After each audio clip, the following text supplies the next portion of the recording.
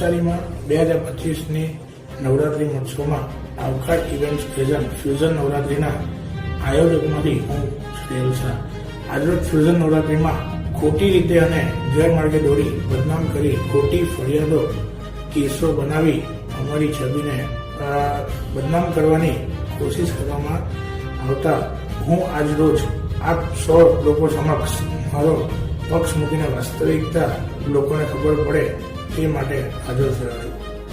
Fusion નવરાત્રિમાં અમે 3 ભાગીદાર હતા, જેમાં વિરાજ રમેશભાઈ ગાયકવાડ એ 50%ના ભાગીદાર હતા.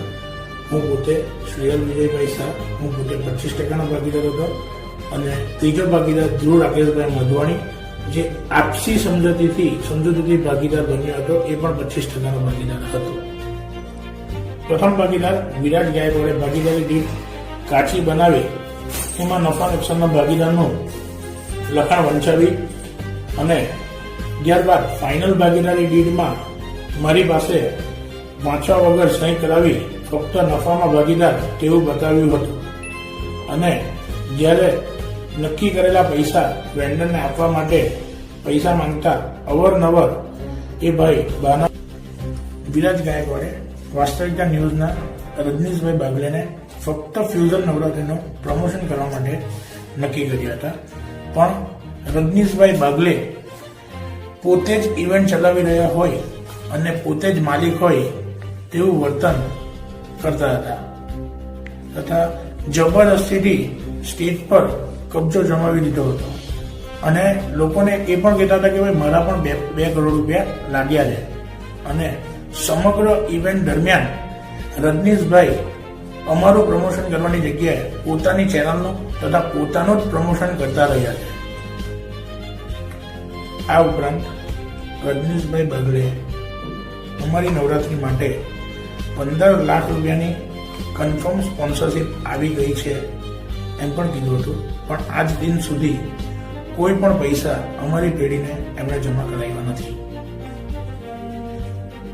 જે દિવસે નવરાત્રિ બંધ થઈ એ દિવસે લોકો તો રજનીશભાઈ બાગલે જ ફ્યુઝન નવરાત્રિના તમામ કરતા હરતા હોય એવું માન્ય બેઠા હતા.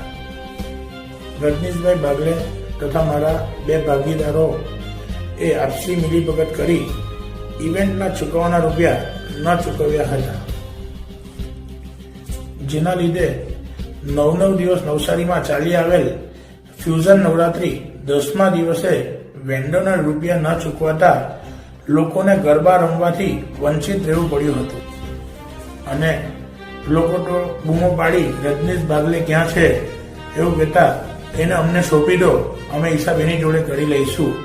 પણ આવું કહેતા લોકો આવું કહેતા રજનીશ બાગલે તથા મારા 2 ભાગીદારો ઇવેન્ટ છોડી તરત જ ભાગી ચૂક્યા હતા. રજનીશભાઈની વકાલત કરતા વિરાજ ગાયકવાડે કહ્યું કે લોકો વિફર્યા છે અને રજનીશભાઈનો પરિવાર પણ ટેન્શનમાં છે, તો લોકોને કહી દો કે રજનીશભાઈ બાગલે ફક્ત ઇવેન્ટનું પ્રમોશન કરતા હતા, બીજું કંઈ નથી. અને આ સ્ટેટમેન્ટ મેં રજનીશભાઈ તથા વિરાજના પ્રેશરમાં આવી અને આપ્યું હતું.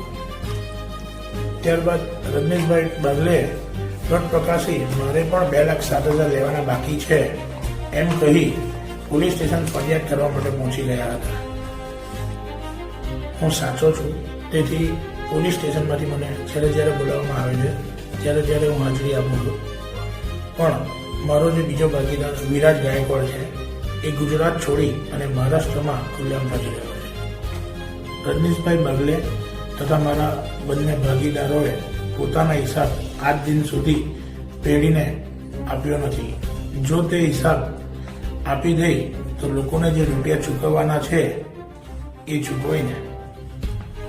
રજનીશભાઈ બાગલે જોડે અમે જે 2,07,000 નક્કી કર્યા હતા એ પૈસા એમણે અવારનવાર અમારી પાસે માંગતા અમે એમને આપ્યા પણ છે, એના પુખ્તા પુરાવા અમારી પાસે છે. તેમણે પોતાની છબી બચાવવા માટે મારા ઉપર મારા 2 ભાગીદાર પાસેથી દબાણ કરાવી આ વિડીયો મૂક્યો હતો, તો કોઈ પણ એ વિડીયો સાચો માનવો નહીં અને આ જે વિડીયો છે એ બધા સાચો માનવાનો રહેશે. આજનો વિડીયો કોઈ પણ કે કોઈના પણ દાબ દબાણ વગર બિનકેફ હાલતમાં આ બનાવ્યો છે અને એ જ સત્ય છે. નવસારીના જવાબદાર તંત્રને મારો એક સવાલ છે કે મારા ભાગીદારો વિરુદ્ધ જે એફઆરઆઈ થઈ છે એના આધારે તમે એના ઉપર કેમ કોઈ પણ કાર્યવાહી કરી રહ્યા નથી? અને આ જ સેમ સવાલ મારા નવસારીની પ્રજાને પણ છે. રજનીશભાઈ બાગલે અને મારા બંને ભાગીદારો સામે કાયદેસરની કાર્યવાહી કરવા માટે અમે ન્યાયની ગુહાર લગાવ. વેન્ડરોના રૂપિયા ચૂકવવા માટે અમે કટિબદ્ધ છીએ અને ખોટું કરવાવાળાને અમે સજા અપાવીને જ જંપીશું. નવસારીની જનતાને મારી નમ્ર અપીલ છે કે રજનીશભાઈ બાગલે મારા બંને ભાગીદારો, ગરબા ક્લાસના સંચાલકો તથા પાસ વેચનારા દરેક સેલરોને સમજણ આપે કે ફ્યુઝન નવરાત્રિના જે તે પૈસા એમને ચૂકવવાના બાકી હોય એ ચૂકવી દે. Thank you.